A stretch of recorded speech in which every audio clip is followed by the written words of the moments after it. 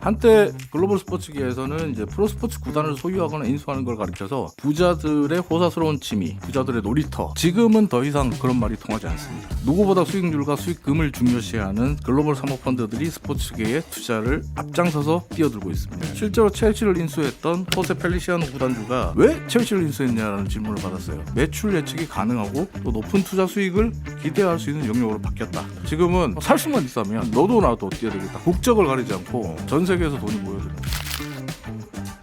궁금하지만 공부하기 귀찮은 분들을 위해 대신 공부해드립니다. 공부왕 이종훈. 오늘도 이종훈 작가와 함께합니다. 어서 오세요. 안녕하세요. 오늘은 스타일이 전반적으로 좀 귀염 스타일로 준비하신 것 같습니다. 의상이랑 머리 스타일이. 이제 귀여울 나이가 됐잖아요. 자, 오늘은 어떤 이야기인가요? 네, 앞서 오프닝에도 얘기 나왔습니다만은 오늘은 글로벌 사모펀드들이 스포츠에 투자하는 이 현상에 대해서 좀 이야기해 볼까 하는데요. 예. 한때 글로벌 스포츠계에서는 이제 프로스포츠 구단을 소유하거나 인수하는 걸 가리켜서 부자들의 호사스러운 취미, 부자들의 놀이터 뭐 이런 식으로 불렀거든요. 네. 이 말에는 이제 부정적인 의미가 내포되어 있습니다. 그러니까 프로스포츠 구단을 소유하는 건 구단주 자신의 취미 생활을 위해서 아니면 자기가 좋아하는 팬심으로 네. 자기의 주머니에 있는 돈을 펑펑 써야 한다. 즉 돈이 안 된다라는 부정적인 뜻이 내포되어 있는데 네. 그래서 이제 호사스러운 취미다 이런 표현을 했는데요. 지금은 더 이상 그런 말이 통하지 않습니다. 누구보다 수익률과 수익금을 중요시하는 글로벌 사모펀드들이 스포츠계의 투자를 앞장서서 뛰어들고 있습니다. 네. 이 글로벌 사모펀드들이 스포츠에 투자하고 있고 사모펀드들이 글로벌 스포츠 산업에서 새로운 파워 플레이어로 떠오르는 게 지금의 스포츠계의 현실이다 이렇게 예. 말씀드릴 수 있는데요. 제가 얼마 전에 이제 스포츠 비즈니스 저널이라는 그 곳이 있는데 거기서 이제 파워 플레이어들 스포츠계 이제 파워 플레이어들을 이제 소개하는데 네. 넘기는데 계속 사모펀드 어. CEO들이에요. 그렇게 많이 들어왔어요. 네. 대표적으로 어느 구단들 좀 소개 뭐 좀 다들 해주세요. 아시는 것처럼 작년 5월에 잉글랜드 프리미어리그 첼시의 구단주가 바뀌었잖아요. 네. 첼시를 인수한 새로운 공동 구단주가 호세 펠리시아노라는 사람인데 이 호세 펠리시아노가 클리어 레이크 캐피탈 그룹의 CEO입니다. 그리고 또 공동 구단주 중에 한 명이 미국 메이저리그 LA 다저스의 공동 구단주로 있는 이 토드 보웰이라는 사람이에요. 이 사람 예. 역시 투자가로 유명한 사람이고 또 메이저리그 보스턴 레드삭스와 잉글랜드 프리미어리그의 리버풀 FC 사들인 이 사람도 존 헨리 구단주. 존 헨리 구단주 같은 경우는 주식 투자나 선물 투자하시는 분들 사이에서 정말 유명한 사람입니다. 예. 이 투자 세계에서는 추세 추종 투자자 중으로 한 명으로 유명하고 엄청난 수익을 올린 전설적인 선물 투자자 중에 한 명으로 불리고 있습니다. 근데 이들의 공통점은 지금 구단주란 말이에요. 예. 근데 이 사람들이 구단주가 된 이유는 단순히 스포츠가 좋아서 팬심으로 구단을 인수한 게 아니라 그동안 자신들이 평생 해온 일, 즉 이익을 내는 투자의 일환으로 이 일을 하고 있다는 겁니다. 예. 실제로 첼시를 인수했던 호세 펠리시아노 구단주가 왜 첼시를 인수했냐라는 질문을 받았어요. 그러니까 본인이 이렇게 얘기합니다. 과거의 스포츠 산업은 매출과 투자 수익을 예측할 수 없는 예측하기 어려운 영역에 속했지만 네. 지금은 매출 예측이 가능하고 또 높은 투자 수익을 기대할 수 있는 영역으로 바뀌었다. 그래서 지금 사모펀드와 기관 투자자들의 투자금이 스포츠로 몰리고 있다. 네. 나도 이 러시에 뛰어들었다. 이 레이스에 뛰어들었다. 이렇게 말을 했거든요. 네.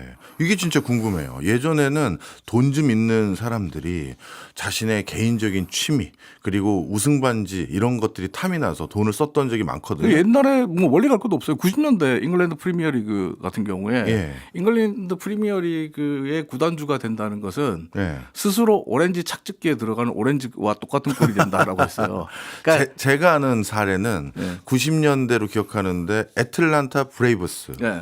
그 MS 설립자 중에 한 사람이죠. 네. 예, 그 사람이 그 세계적인 투수들 다 모아가지고 연달아 우승했을 때 저 사람은 뭐 이렇게 이걸 왜 이렇게 투자하지 했는데 그냥 스포츠가 좋아서 이랬었거든요. 네.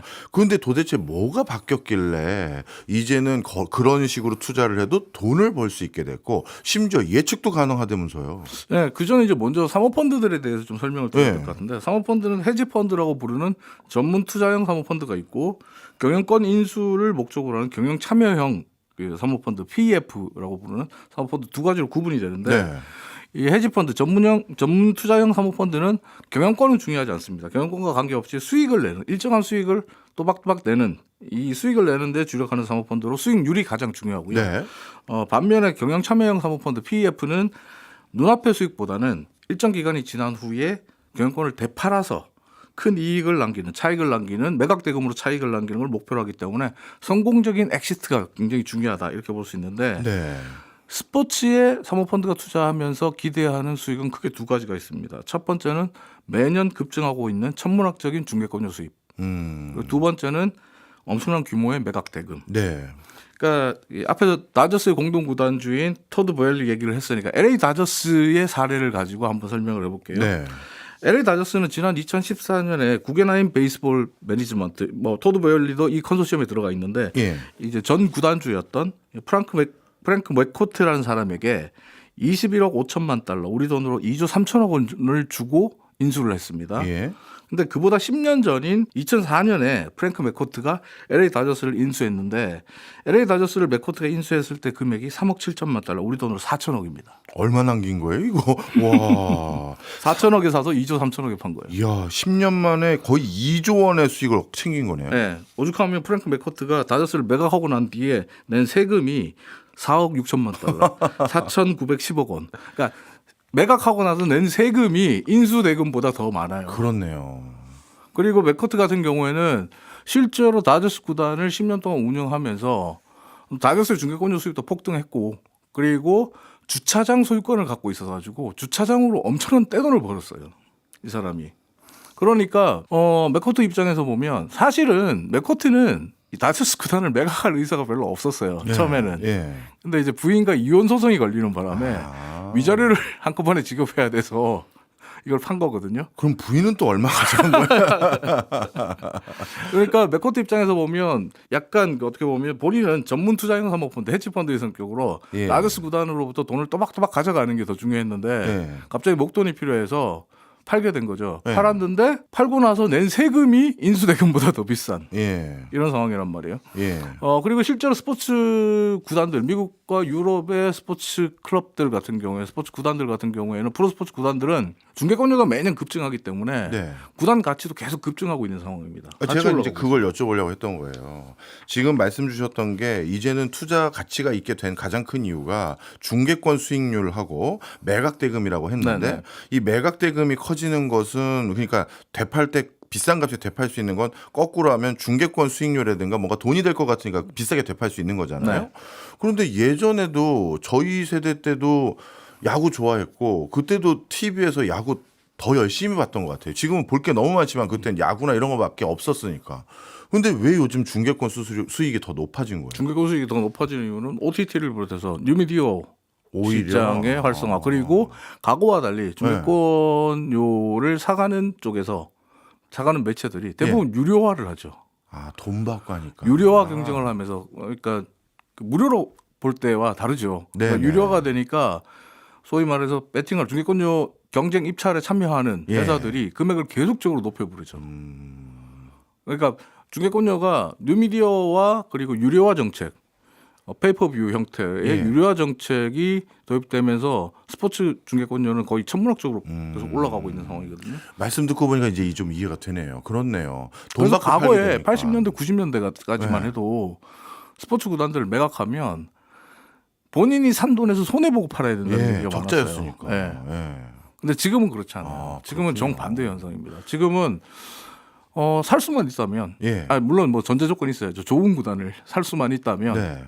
실제로 그런 기회가 된다면 너도 나도 뛰어들겠다. 국적을 가리지 않고 전 세계에서 돈이 모여드는 뭐 에버튼 같은 경우는 다 그렇잖아요. 사우디아라비아가 예. 투자를 하잖아요. 그렇죠, 그렇죠. 국부펀드에서 들어가고 있고 또 이제 뭐 에버튼 얘기했으니까 잉글랜드 프리미어리그의 대표적인 구단인 맨체스터 유나이티드 같은 경우에 예. 맨유의 공동 구단주가 이제 글레이저 가문이에요. 글레이저 네. 가문인데 래클리프 경에게 지분 25%를 작년에 매각을 했지만 여전히 공동 구단주로 남아 있거든요. 글레이저 가문이 맨유를 인수하게 된 게 말콤 글레이저라는 사람이 지금 글레이저 가문의 공동 구단주들은 말콤 글레이저의 아들입니다. 근데 네. 말콤 글레이저가 2003년부터 2005년까지 약 1조 5천억 원을 들여가지고 주식을 매입하는 방식으로 네. 그 맨유를 인수했거든요. 맨유는 상장회사입니다. 네, 주식시장에 알죠. 상장되어 네. 있는 상장회사입니다. 이때 주식을 인수할 때 쓴 돈이 대부분 차입을 통해서 예. 소위 말하는 이제 차입 매수 방식으로 네. 인수를 했어요. 맨유를 인수했어요. 그 결과 맨유에게는 엄청난 부채가 쌓였죠. 그리고 맨유가 그 이자를 갚아 나가게 했죠. 글레이저 가문 같은 경우는 맨유가 상장회사라는 이유로 배당금을 받아야 되겠다라고 해서 B클럽 중에 유일하게 네. 배당금을 받아가는 와. 구단주가 됐거든요. 네. 그래서 말콤 블레이즈 같은 경우 10년 동안 배당금을 2,800억 원 정도 챙겨갔어요. 대단하네요. 그리고 참고로 글레이저가 2005년에 맨유를 인수해서 1조 5천억 정도가 들었다고 그랬잖아요. 지금 맨유의 매각 가치는 6조 5천억이 넘습니다. 이야, 그 사이에 또 5조가 올랐네요. 네, 이만하면 투자할 만하죠. 그러니까 뭐 한 20년 해서 예. 2천억 3천억 배당금으로 챙기고 그러니까요. 그리고 본인이 차입한 돈은 다 구단에게 넘겨버렸고 야, 그리고 매각하게 되면 5조 원 더 남고 그렇네요. 이 정도면 정말 투자할 것 할만하고 할 것 같아요. 자, 그런데 이것도 투자인데 네. 뭔가 이렇게 장점만 있지는 않을 거 아니에요. 뭔가 이런 스포츠 구단을 인수하거나 여기에 투자했었을 때 생기는 아주 독특한 리스크들 이런 건 없나요? 리스크가 존재하죠. 예. 일단 팀을 고르는 리스크가 있습니다. 그러니까 팀이 망가져 버리면 그래서 이제 하이리그로 추락하거나 아니면 성적이 추락하게 되면 중계권료 수익과 입장 수익이 줄어듭니다. 이 말은 곧 나아가서 팀의 매각 가치도 줄어들 수밖에 없는 거예요. 네. 실제로 뉴욕 양키스나 뭐 일본을 대표하는 구단이라고 하는 요미우리 자이언츠 같은 경우에 NHK랑 주로 중계권료 협상을 예. 하는데 NHK가 요미우리 경기는 무조건 중계해야 될 것 같잖아요. 네. 그 중계권 협상에서 요미우리가 절대적 우위를 점할 것 같잖아요. 근데 NHK는 그렇게 얘기합니다. 천하의 요미우리도 성적이 나쁘면 중계권료를 깎아야 된다. 뉴욕 양키스가 2010년 이전에 20세기의 월드 시리즈를 가장 많이 우승하면서 그렇죠. 그냥 뭐 최고의 팀이라고 예. 불렸잖아요. 근데 2010년도에 들어오면서 좀 그 경영을 우리가 좀 합리적으로 해야겠다. 네. 돈을 펑펑 쓰지 말고 이제는 좀 그 돈을 좀 선수단 운영비를 좀 줄이자라고 해요. 그래서 거액 FA들을 좀 들섬 쪽으로 갑니다. 네. 그리고 계약을 주저하는 그런 경향을 보입니다. 그러면서 성적이 내려갑니다. 맞아요. 성적이 떨어져요. 성적이 떨어지면서 어떤 현상이 되냐면 양키스 스타디움을 찾아오는 관중 수입이 줄어들기 시작했어요. 이야, 양키즈마저도. 네. 그러니까 성적이 떨어지면 네. 앞서 얘기 드렸던 미국 메이저리그를 상징하는 양키스 그리고 일본 프로야구를 NPB를 상징하는 요미우리도 예. 수입이 줄어들 수밖에 없는 구조예요. 그런 상황이기 때문에 좋은 팀을 골라야 된다라는 네. 그 부분이 분명히 존재합니다. 그러니까 명문팀, 좋은 팀, 누가 들어도 아는 팀, 그리고 네. 항상 꾸준한 성적이 유지될 수 있는 팀, 이런 팀을 찾아야 되는데, 근데 이런 팀은 매물로 자주 안 나옵니다. 그러니까 이 리스크 때문에 쉽게 투자 기회가 찾아오지 않는 투자라는 단점이 존재합니다. 그것도 어떻게 보면 그 인수 대금을 올리는 유인 중에 하나겠네요. 그렇죠. 예를 들어서 정말 몇 년 만에 다저스나 양키즈나 보스턴 레드삭스 이 경영권이나 아니면 지분이 매물로 나왔대. 그러면 야, 이거 진짜 몇 년에 한 번 나온 건데 이번에 내가 웃돈 주더라도 사야겠다. 이렇게 되는 그렇죠. 거예요. 그러니까 뭐 지난번 같은 경우에 첼시 인수전 같은 경우도 예. 그렇고 맨유도 작년에 이제 인수전 붙었을 때 기본 영국의 부호들, 네. 유럽의 부호들, 중동의 부호들, 다 덤볐군요. 중국의 부호들 다 따로 다 붙어요. 예. 그 다 경쟁합니다. 예. 근데 요즘은 미국의 이제 사모펀드를 비롯한 미국의 부호들까지 같이 합세하기 때문에 뭐 가격이 계속 올라갈 수밖에 없는 구조가 되고 있죠. 그렇군요. 그런데 저는 제가 또 이것도 생각한 것과는 달랐네요. 저는 양키즈나 요미우리 자이언츠나 이렇게 한 국가를 대표하는 팀들, 상징적인 팀들은 무조건 그냥 중계권 수익률이라든가 이 투자 대비 성과가 무조건 좋을 거라 생각하는데 그것도 아닌가 봐요. 팬들은 냉정하시죠. 그렇군요. 자, 그러면 이 스포츠 투자 기회가 자주 없는 투자인데 이런 기회는 어디서 찾아야 되는 겁니까? 그래서 지금 대안으로 등장한 게 바로 스포츠 대회나 리그에 투자하는 방식입니다. 리그에 팀을 찾는 게 아니라 아예 대회나 리그를 투자하죠. 예. 그러니까 스포츠 대회나 리그에 투자하는 건 주로 경영권 인수보다는 안정적인 투자 수익을 기대하는 헤지 펀드들이 선호하는 방식인데 대표적인 회사가 바로 유럽을 주무대로 하고 있는 글로벌 사모펀드인 CVC 캐피털이라는 회사인데요. 네. 이 회사가 이제 유명해진 거는 2006년에 세계에서 가장 인기 있는 자동차 경주 대회 포뮬러 1 F1을 인수했었어요. 예. 그러면서 매년 안정적인 중계권료 수입을 또박또박 가져갔습니다. 그리고 20억 달러에 인수했던 F1을 10년 뒤인 지난 2016년에 44억 달러에 팔아서 2조 원이 넘는 우리 돈 2조 원이 넘는 차익을 차익 수익을 거둡니다. 이거 주식하고 있을 때가 아니네요. 그래서 지금- 굉장히 유명해졌거든요. 네. CBC가. 근데 이 CBC가 이후에는 스페인 프리메라 리가 그리고 프랑스 리그안 같은 곳에 투자를 합니다. 예. 그러니까 라리가 같은 경우에 CVC가 2조 9천억 원을 낼 테니 네. 그 대가로 50년간 미디어 중계권료 수익의 8.2%를 내달라라고 했어요. 네. 이걸 프리메라 리가가 받아들입니다. 네. 물론 레알 마드리드와 바르셀로나가 거부합니다. 음. 이건 논쟁이 됐고 여러 가지 논란이 됐는데 프랑스 리그왕 같은 경우는 다릅니다. 리그왕은 CVC 캐피탈이 아예 인수를 하여 성공합니다. 미디어 중개권료 지분의 15%를 우리 돈 2조 1,800억 원에 사들이면서 리그왕의 중개권료 수익의 일정 부분을 또박또박 받아가는 네. 뭐 사모펀드가 되고 있습니다. 하지만 이런 투자 방식은 팬들과 극심한 충돌과 대립을 가져오죠. 예. 왜요? 팬들은 싫어합니다. 왜요? 사실 팬들은 사모펀드가 구단을 인수하는 것도 싫어하고 리그에 들어오는 것도 싫어합니다. 왜냐하면 축구의 정신을 훼손한다. 혹은 정신. 스포츠의 정신을 훼손한다. 왜냐하면 사모펀드는 뭐 일반인들의 스포츠 팬들뿐만 아니라 일반인들의 그 인식 속에도 수익만 추구하는 사람들. 그러니까 성적보다는 수익. 그리고 내가 좋아하는 팀을 잘 키워나가는 것, 성장시키는 것보다 눈앞의 수익에 더 혈안이 돼 있을 거다. 이런 생각을 하게 되거든요. 네. 그러다 보니까 사모펀드가 들어오는 걸 굉장히 싫어하는데 그 대표적인 게 독일이에요. 독일 같은 경우에 독일 축구협회가 CVC 캐피탈로부터 네. 1조 4,500억 원, 그러니까 10억 유로의 투자를 유치하려고 했었어요. 네.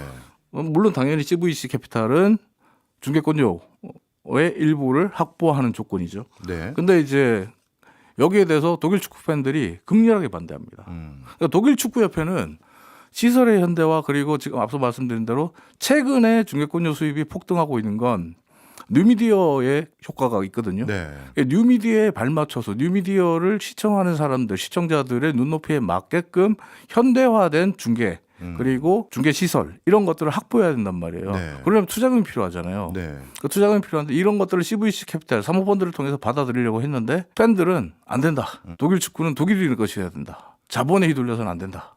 이렇게 얘기를 하고 있거든요. 네. 그러다 보니까 요즘 그러니까 사모펀드와 팬들의 충돌이 심해지고 있는데 미국에서 굉장히 흥미로운 이 사모펀드 하나가 또 등장을 합니다. 뭐예요, 그건 또? 언라이벌드 스포츠라는 사모펀드인데 예. 이 사모펀드는 언라이벌드 그러니까 라이벌 경쟁하지 말자 이런 네. 뜻이잖아요. 그러니까 경쟁 없는 스포츠라는 뜻이기도 한데 이 언라이벌드 스포츠 같은 경우에 주로 투자하는 대상이 청소년 스포츠 캠프입니다.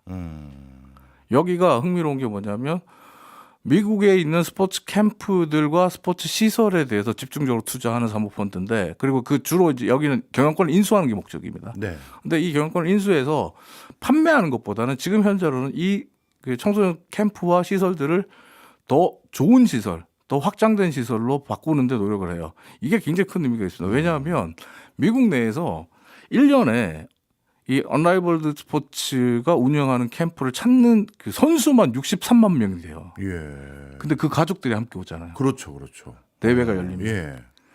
큰 가족 사구나. 엄청나죠. 네. 그러다 보니까 이 사모펀드는 자신들이 갖고 있는 이 스포츠 청소년 스포츠 시설들을 하나의 디즈니랜드 같은 테마파크로 키워나가겠다라는 네. 얘기를 하고 있는데 이제는 뭐 앞서 말씀드린 대로 프로 스포츠 세계뿐만 아니라 대학 스포츠, 미국 대학 스포츠도 이미 사모펀드에 돈이 흘러가고 있거든요. 근데 그보다 더 심하게 이제는 캠프까지. 아동 어린이 캠프조차도 사모펀드가 돈이 흘러 들어가는 구조다. 네. 이렇게 보시면 됩니다. 그렇군요. 어찌 보면 우리가 스포츠 정신을 보기 위해서 즐겨 왔었을 수도 있는 그런 여러 가지 경기들 거기에 자금이 들어갔을 때 이게 견실한 서비스로 이어질지 아니면 그냥 돈잔치로 바뀔지 앞으로 좀 변화도 좀 지켜보신 다음에 설명 한번 해주세요. 그러니까 팬들이 걱정하는 건 이제 먹튀거든요. 네. 그 수익 내고 그냥 도망가는 그런 건데 요즘 그 사모펀드들은 먹튀보다는 함께 성장해야 더 큰 수익을 낸다고 생각하고 움직이는 것 같습니다. 좀 네. 달라진 것 같아요. 저도 사실 자금 들어온 다음에 뭔가 새로운 서비스들이 많아지는 건 느껴요. 네. 통계도 좀 풍성하게 보여주고 그런 것들은 느끼는데 진짜 그건 좀 더 지켜봐야죠. 네. 먹칠지 아닐지. 알겠습니다. 스포츠계에 변화되고 있는 바람 오늘 제대로 또 배웠습니다. 지금까지 이종훈 작가였습니다. 고맙습니다. 감사합니다.